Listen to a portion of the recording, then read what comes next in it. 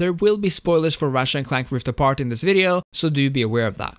When I tell you that I was excited for the Ratchet and Clank reboot in 2016, I'm not exaggerating. Ratchet and Clank used to be one of my favorite franchises. Well shit, it is one of my favorite franchises. I mean, how could you not like this duo? Aren't they adorable together? Interesting. Yay! You're quite handy with your wrench. You bet.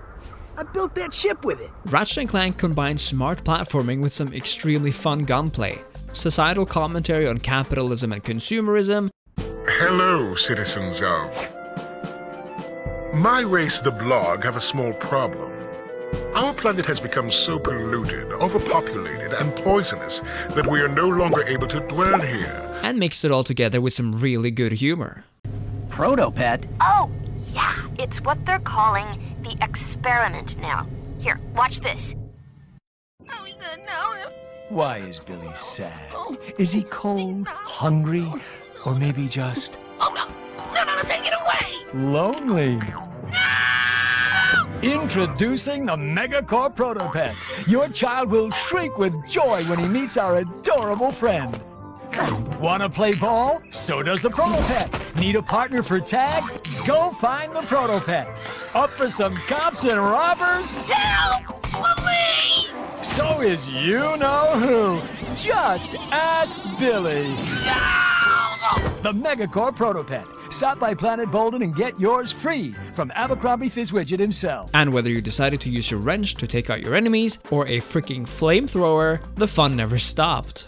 So when I tell you that the remake was garbage in comparison, well, I might be exaggerating just a smidge. But again, in comparison, the remake failed at several crucial junctures.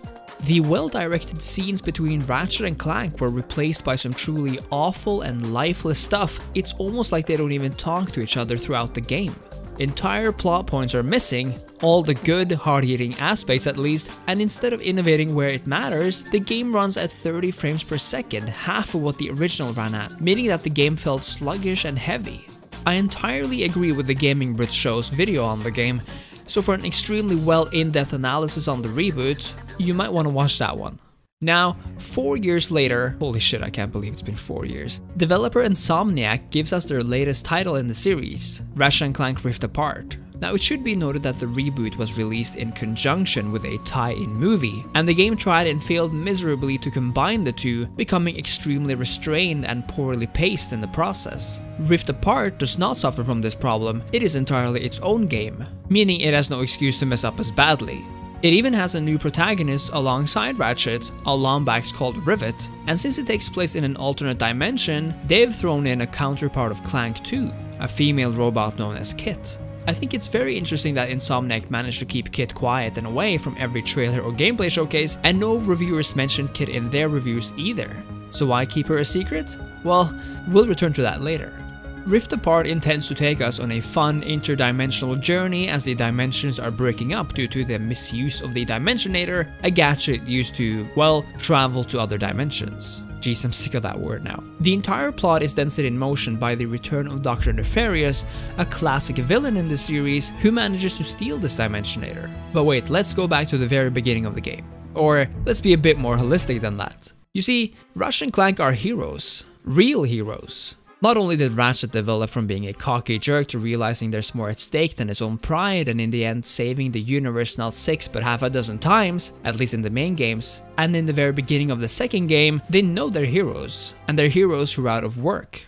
Tonight's heroes are the duo who recently restored peace and order to our galaxy, Ratchet and Clank. So gentlemen, tell us about your latest incredible adventures. Well, as you can imagine, we've been pretty busy. After Drek's defeat, there were parades, press conferences, fancy dress balls. And the wiener roast at Al's. Oh yeah, that. And then things started to slow down a bit. After that, well... There was the grand opening at Groovy Lube. Right. I think that was last week. 6 months ago. We're still pretty busy, but in a more, domestic sense. Yesterday, I flushed out my radiator core. I guess... no one needs a hero right now.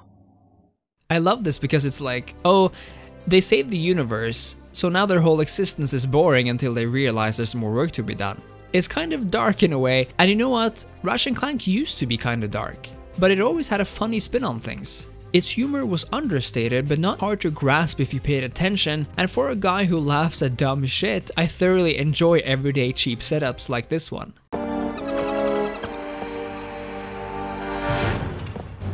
I see it's time to update my security forces.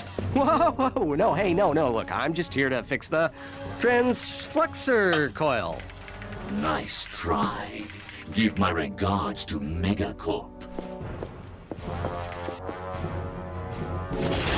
Finish him.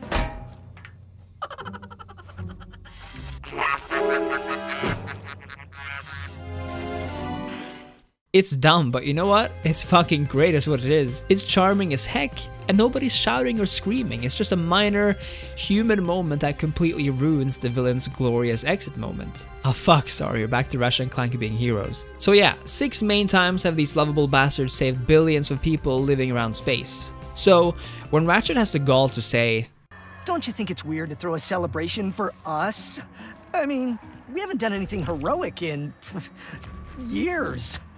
What if everyone thinks we're washed up? Oh, what if we are washed up? Well, to put it mildly, I get pissed, innit? Not only have Ratchet and Clank done enough for the multiverse to be praised and lick up their backsides for an eternity, but even if we completely discount the older titles and accept the idea that they've only done it once because of the reboot, which was 4 years ago, the galaxy still owes them everything. But that doesn't even make sense at all, since the entire reason for Rift Apart is grounded in the stories from previous games, like the Dimensionator and the existence of other Lombaxes, all coming out before the reboot. Also, Clank is a smart guy. He's a smart little guy. At least, that's what he used to be, if not a tad naive.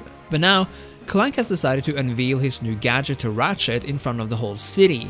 A gadget so powerful it has the potential to shatter the universe. And okay, he might admit that it was a bad choice after the fact, but that doesn't excuse how dumb and out of character this decision was. So that's the setup. Clank is dumb, Nefarious is smart, for once, and Ratchet is insecure and unsure of himself. It's not a great setup for a long existing franchise, but fine, it's lighthearted, it doesn't need to be super complicated. It never has been.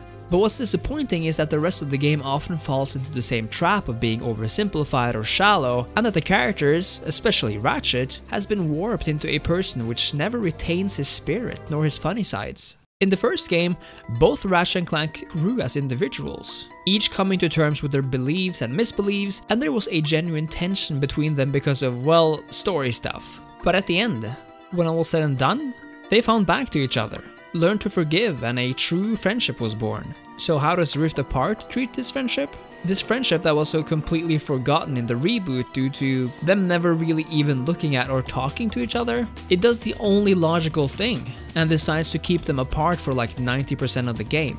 You see, Ratchet and Clank are separated early on, Clank joining Rivet right away, while Ratchet eventually finds Kit. Everybody gets a new buddy, yay! Wait, fuck no! Now don't get me wrong, it's not a bad thing in itself that Ratchet and Clank are separated. The story direction itself isn't inherently bad, I won't argue that. But the fact that Rivet, who essentially gets equal or more screen time than Ratchet in this game, is a shallow character, just ruins it all. And I just can't believe the praise Rivet garnered from one reviewer in particular, who had this to say about her. The story's exploration of the multiverse sees the debut of Rivet, a playable parallel of Ratchet who proves to be one of Insomniac's best-written characters ever, and yet another memorable performance from voice-acting veteran Jennifer Hale. Ready to kick some robo-butt? Rivet's characterization isn't just a gender swap. She's a distinctive personality all her own, with unique wants, hopes, and problems, including trust issues that come from years of fighting without a parallel Clank by her side. I can't imagine a new Ratchet and Clank without her now, and the series is all the better for it. Now we're all sharing our opinions here, so his is just as valid as mine. But in my opinion, Rivet is just so painfully average. Like so many other characters in this game, she doesn't really say anything funny. She doesn't have particularly deep motivations other than to kill the bad guys, and I think she's the most lazily made new character in a game franchise I've seen in some time. I mean, sure, she's the only remaining Lombax in her galaxy, but you know what? So is Ratchet in his. She's basically a purple carbon copy of Ratchet in all ways but the obvious. She runs like him, fights like him, carries Clank on her back like him, and we even get to use all the same weapons and armor as well. She has not a single unique quality to her, which is so disappointing when you remember that we already have a woman counterpart to Ratchet, and her name is Angela Cross, and she's freaking awesome. This changes nothing. She kinda looks like him because of the color of her fur, which looks more natural and less feminized and light purple. She looks strong, she's an experienced agent, she has an attitude and has a unique quirk in that she's clumsy AF. Where's the experiment? We have returned it to Mr. Fizzwidget. Oh, you've just put the whole galaxy in imminent danger. But I don't have time to stand around explaining it to you. If you have any intention of fixing the mess you've made, watch this. And while it's true that she was at one point kind of a damsel in distress, she never acted the part, and she could have had an even bigger and more commanding role in Rift Apart. What frustrates me about Rivet is the fact that Insomniac deemed to give her and Kit a similar type of relationship as Ratchet and Clank in the first game, only infinitely more lame. Essentially, you might have noticed that Rivet has a robot arm.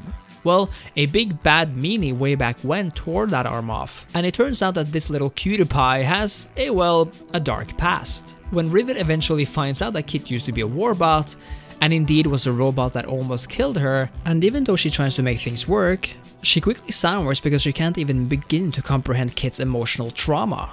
She kinda lacks empathy. Why do none of you understand? I am broken. I will always be broken. Fine. Go hide. We have a universe to save. Universes, whatever. I don't need a partner anyway.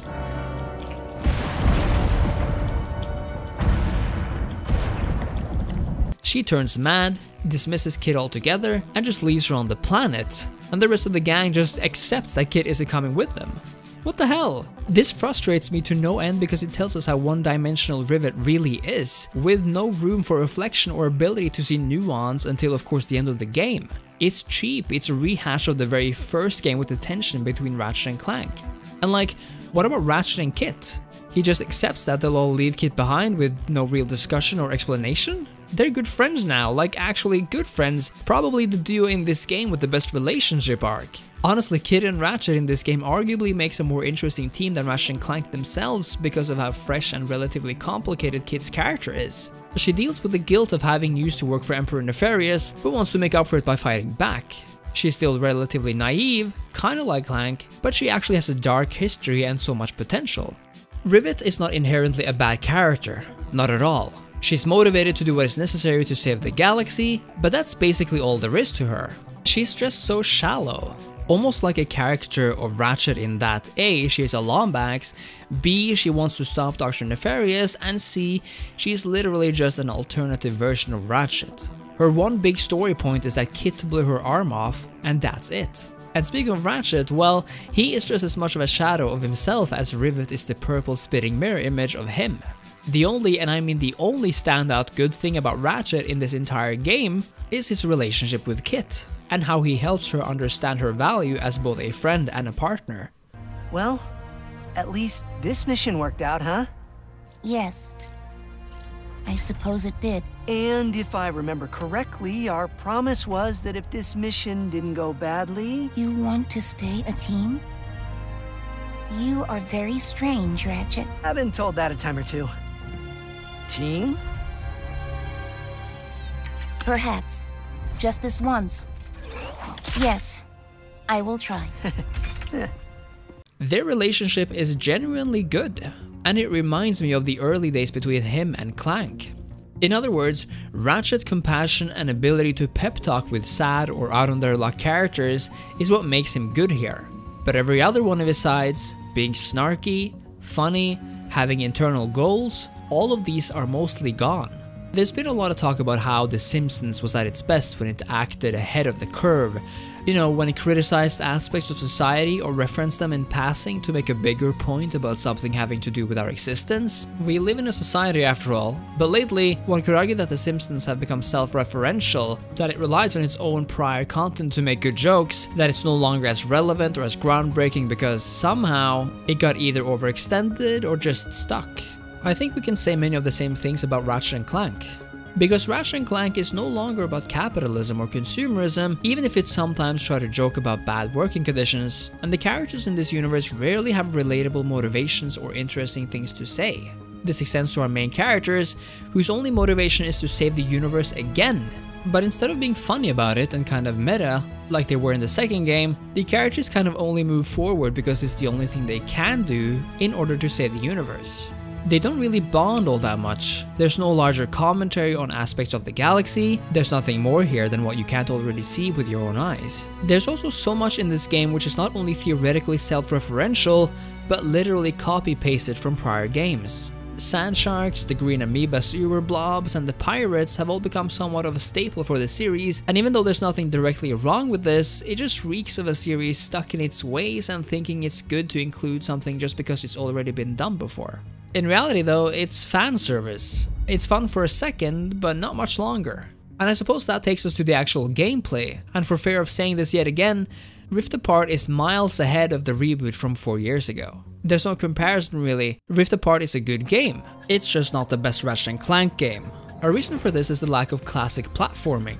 Now Rift Apart arguably has one of the most badass gadgets in the entire series, the jet boots, which allow you to move extremely fast over long distances and do some sick jump moves which I absolutely approve of. But that, alongside the decent wall running platforms, is probably the only genuinely good new traversal additions. There's less swing shotting, less jumping and reliance on your own skills with the controller, and certain parts are just awfully clunky, like when you're riding aliens or jumping through these scripted, fast-paced swing shot thingies. But perhaps most disappointing are the rift tethers themselves. Sure, they're cool once in a while, especially in the beginning. You're essentially throwing yourself out of dimensional rift to get new places, so they're basically just stand-ins for the old swing shots. Thing is though, they're rather boring in comparison. It certainly doesn't feel as cool as when you're swinging yourself with a swing shot. Instead you just click a button and you're there. In addition, because combat now is always strafing 100% of the time, a cardinal sin in platforming games if you ask me, using the rift tethers become janky too because you'll always have to do a weird turn right after using one in battle. It's a weird choice, and strafing always used to be a choice in these games, not something you had to do. It might look cool when you're jumping sideways, and there sure is a lot of action happening in this game, but it kinda takes away from the more fine-tuned platforming moments. And what's up with the zoom in? It's slower than shooting from the hip, meaning less accuracy in the heat of battle, and we're barely even using the wrench anymore because it's useless. And why did they remove not only the classic jetpack, but the ability to quickly jump forward and upward? It's weird that it's not in the game when it's been in every other Ratchet and Clank game. If there was a gameplay aspect to remove, this was not it. I wish you had a jetpack feature, Bolt! I do as well. But I suspect this is due to the lack of actual platforming, so in a certain perverse way it makes sense. But perhaps the worst part of gameplay in Rift Apart are the missed opportunities. We have a whole new main character to play around with here, 2 in fact, and Rivet has so much potential. She's a mechanic like Ratchet, so why doesn't she offer some cool set of weapons or gadget he doesn't have? There's nothing Rivet can do which Ratchet cannot, and vice versa, and because Miss Zircon conveniently exists in all dimensions, she offers the same weapons and gadgets to both of them. So you'll always use the same bombs and guns wherever you go. I guess a wrenchy thing is a bit different than Ratchet's, I guess? I really wanted to see Rivet be able to do something I was never able to do with Ratchet though, like fly or something, but no. And for Kit, well, remember when we could play as a big badass Clank and fuck shit up? Kit apparently has an even more powerful armament hidden inside of her, but all we ever get to see of this is in cutscenes. Like what the hell, why can we not play as Kit? There's just so much lost and obvious potential here. I suppose my biggest gripe with Rift Apart is everything it's not, because what's here is decent, good even, and newcomers mightn't even notice or think of many of the criticisms I've raised. But simply because you've only tasted American pizza doesn't mean there's nothing better out there, like in this analogy, Italian pizza. Because Rift Apart is nowhere near as fun, charming, smart or edgy as the series was in its heyday, and this is the second time in a row now that Ratchet and Clank has moved away from being a series of its own to seeming much more like just another cookie-cutter happy-go-lucky Pixar adventure. And as someone who holds the series in high regard, and truly wish to see it become the best it can possibly be, that is disappointing. Well, the sooner we find Pierre, the sooner we can get to fixing all of this. Somehow. We will find a way, like always. How What a tune! Thank you so much for watching, friends. I hope you enjoyed or at least found some value in my ranting, but it all comes from a good place, I promise. Rift Apart really is a good game. It just, like I said, it doesn't really live up to the Ratchet and Clank standard they set for themselves all those years ago, especially when it comes to the characters and story. However, if you enjoy what I do and want to help this channel grow, I hope you leave a like, a comment, subscribe to the channel, and consider donating on Patreon. It would be a massive help. And I'll see you next time. Cheers.